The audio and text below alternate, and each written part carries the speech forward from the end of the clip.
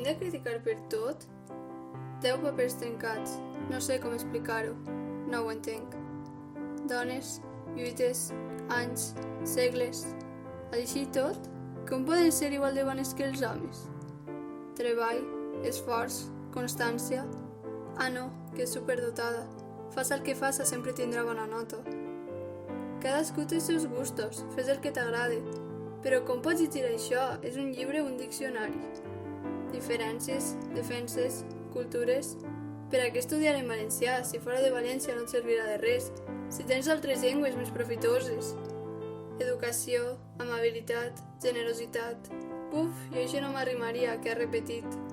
Que baixeta, tan alta, està gros, que prim, quina porqueria de monyo que porta. Li has vist la pell? Du les ungles pintades? Arracades? Que no sap combinar la roba o què? Sols són brometes entre amics. I ara dic jo, i què, qui o com som? Per això som, una societat que no avança, que creu realment que sols són brometes.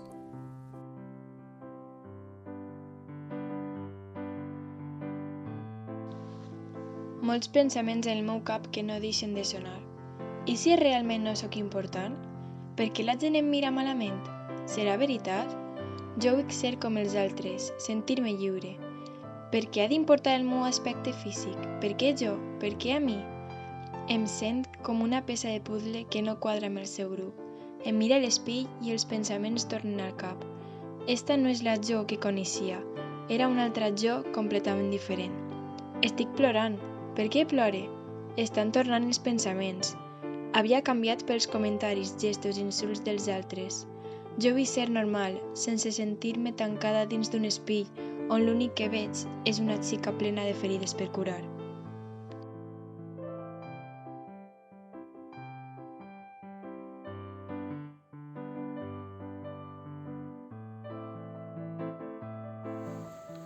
L'infern. El dilluns havia arribat i l'infern m'estava esperant. Amb por i amb inseguretat vaig abandonar el meu refugi i, emboirat amb els meus pensaments, vaig començar el meu camí. Un camí que aparentava ser normal i tranquil. Així ho era. El que no era normal era el dimoni que m'esperava al final d'aquesta travessia, donant-me la benvinguda a un infern que no sé si podré suportar, ja que el monstre és gegant, cada vegada més gegant. En canvi, a mi se m'acaben les forces. Cada vegada me'n queden menys. I és que cada vegada que faig el camí, una part de la meva esperança per a eixir d'aquest infern se'n va com un record oblidat.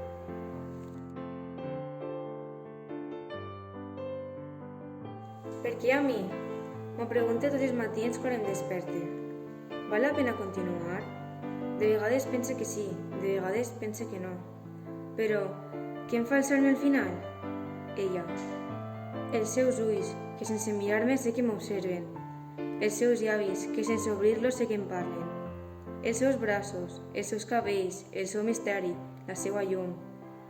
Ella em fa seguir caminant, vivint, somiant. Però per què no faig un pas endavant i li dic què sent? Ells, sempre ells, em fan tornar enrere. Ells em tanquen dins la gàbia de cristall on estic atrapada. Ells, amb les seues mirades, les seues paraules, els seus gestos, em fan sentir que jo no sóc normal, que tinc un problema, que jo no val la pena. Ells, però també sóc jo. Per què és tan difícil dir les coses senzilles? Per què és tan difícil fer-ho tot més fàcil? Jo ja ho sé, de vegades no trobo el moment adequat, però al final d'aquest laberint que hi ha dins meu, només hi ha un t'estime.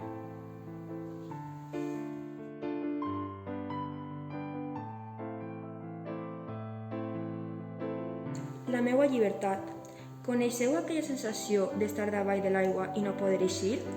Eixa sensació d'angoixa, de por, eixa sensació d'estar atrapada i de lluitar tot el possible per aconseguir veure la llum de la superfície? Perquè així em sent jo, atrapada, empresonada i desposseïda de la meua llibertat. Ell a poc ha aconseguit arrabassar-me la meua essència, la meua ànima, la meua llum, el meu jo. És horrible pensar com una persona que diu voler-te tant pot acabar fent-te tant de mal. Heu de tindre una cosa molt clara. L'amor no dol, i si dol, no és amor. L'amor no són crits, no són cercs, no són corbs. Des de xicotetes ens diuen que hem de trobar el nostre príncip blau, que vindrà a salvar-nos, perquè nosaltres no podem salvar-nos soles. Això és mentida. Som capaços d'això i més. A vegades, el príncip resulta no ser tan bo com se li pinta. Per això vaig haver de salvar-me sola, alçar la veu i convertir-me en l'ama de la meva pròpia història.